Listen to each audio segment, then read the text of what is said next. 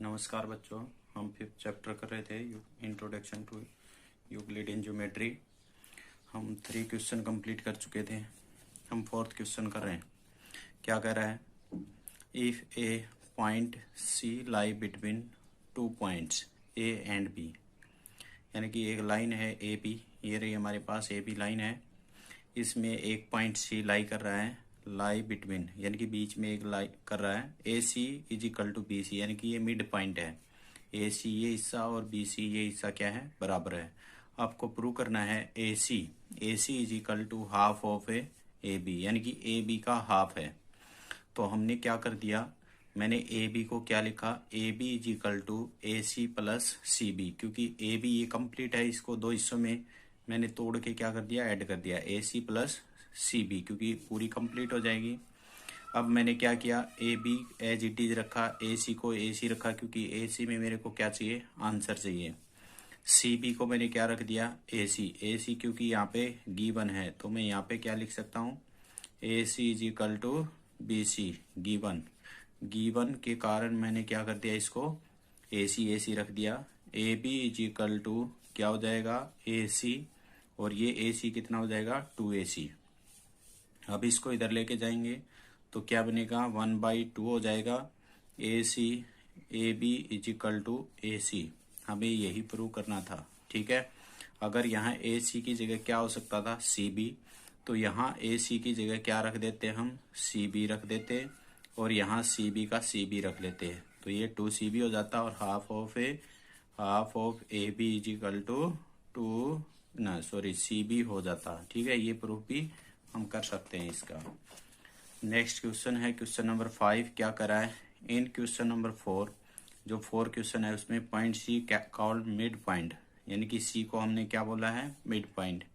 A line segment A B, एक line segment A B का C point है, ये हमने बोला था। तो दोबारा से हमने क्या ले लिए, लाइन ली। ठीक है, फिर से ए बी ली, और उसका एक पॉइंट क्या लिया था, मिड पॉइंट क्या लिया था, सी। प्रूव दैट, आपको प्रूव करना है every line segment has only 1 mid point. ठीक है, अब उसने कहा है कि आपको ये प्रूव करके दिखाना है कि प्रत्येक लाइन के पास क्या होता है, एक ही मिड पॉइंट होता है। तो इसको प्रूव करने के लिए हमने क्या ले लिया, एक और दूसरा पॉइंट लिया डी, और हम कहेंगे डी भी क्या है, एक मिड पॉइंट है। ठीक है, तो यहाँ से उसी तरीके से पहले हम क्या लिखते हैं, C is mid point of A C A B.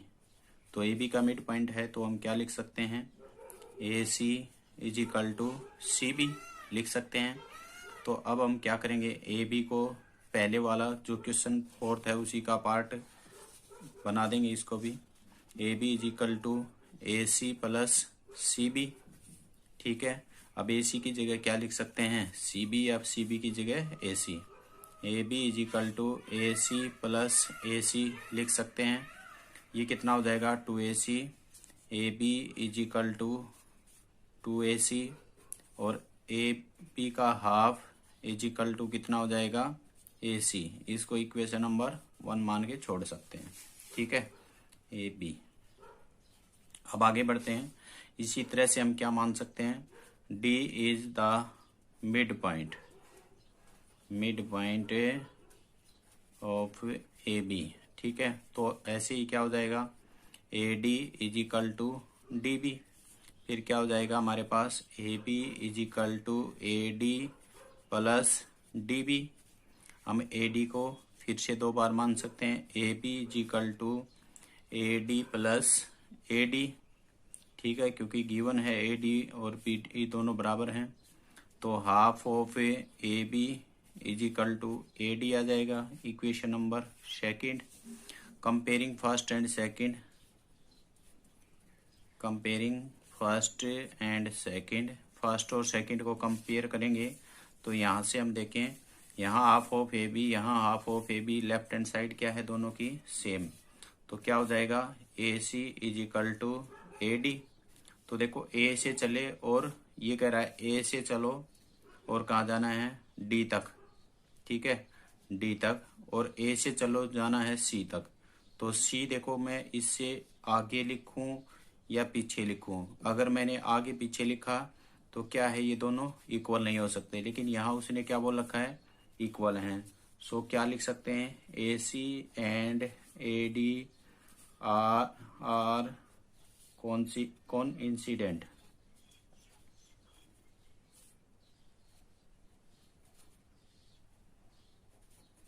कौन इंसिडेंस पॉइंट हैं। तो ये क्या होते हैं, जो कि क्या होता है, इसका अर्थ क्या होता है कि वो एक ही पॉइंट है, यानी कि C, मैंने कोई भी एक पॉइंट लिया, इसका मैं नाम C रखूं, D रख दूं, F भी रख दूं, कह दूं, ये बोल दूं कि ये C है, तो ठीक है, ये बोल दूं D है, F है, और भी नाम ले सकते हैं इसके। तो इसको हम क्या बोलते हैं, कोइंसिडेंस। तो there are same point, C and D are same point हो गए, तो हमने माना क्या था, D और C को क्या माना था, अलग अलग मिड पॉइंट थे। तो क्या लिखें, एवरी लाइन हैज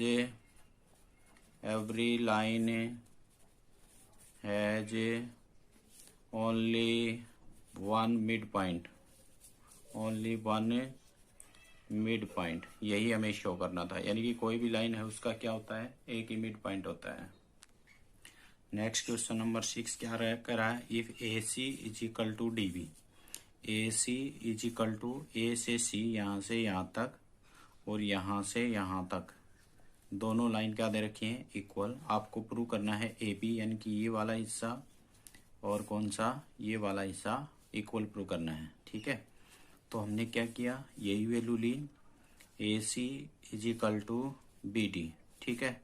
सब्ट्रैक्ट किया हमने, सब्ट्रैक्ट बोथ साइड, क्या सब्ट्रैक्ट किया, बोथ साइड, BC को मैंने सब्ट्रैक्ट कर दिया, तो AC negative BC is equal to BD negative BC। अगर अब देखा जाए तो ये देखो AC में से हम इस लाइन को हटा दें, क्योंकि BC को ही तो सब्ट्रैक्ट करना है, तो ये क्या बचेगा हमारे पास, AB, क्या बचेगा, AB, तो यहाँ तो क्या बच गया, AB।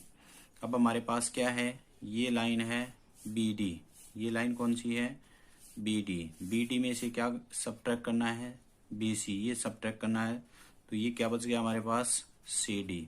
यही हमें क्या करना था, शो करना था। नेक्स्ट क्वेश्चन नंबर 7 क्या कर रहा है, why the eczema 5 in the list of Euclidean eczema consider a universal truth. ये जो हमने ये पढ़ा था, एक्जिमा नंबर 5, ठीक है।